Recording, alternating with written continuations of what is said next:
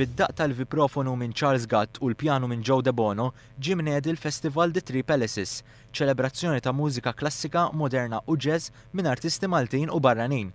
Il-festival li ġie organizzat mill-Uffiċċju tal-President flimkien mas-Segretarjat Parlamentari għall-Kultura u Gvern Lokali se jkun mifrux fuq 7 iljieli u se jkun magħmul minn numru ta' kunċerti. The Three Palaces li se jkun qed jittella għall-ewwel darba iġib ismu mill-fatt li l-President ta' Malta George Abela offra 3 palazzi tiegħu, jiġifieri il-Palazz Verdala, il-Palazz San Anton u l-Palazz tal-Gran Mastru bħala l-postijiet fejn se jkunu qed jittellaw il-kunċerti. Fid-diskors tiegħu, Jose Herrera faħħar lill-President attwali għall-ħidma tiegħu tul l-aħħar snin biex tingħata spinta li xirqilha l-arti u l-kultura f'pajjiżna. Huwa qal li dan jikkombina mal-fatt li Malta bħalissa qed tagħmel dak kollu possibbli biex tingħata priorità lill-kultura bi preparazzjoni għal Valletta 2018.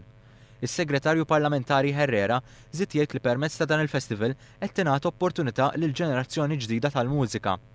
Huwa qal ukoll li The Three Palaces għandu jiddaħħal fil-kalendarju kulturali bil-għan li jintlaħqu udjenzi ġodda u jiġu ġenerati iktar opportunitajiet għall-artisti. The Three Palaces se jkun qed isir bejn l-4 u l-10 ta' dan ix-xahar u dħul għal dis sensiela ta' kunċerti huwa bla ħlas.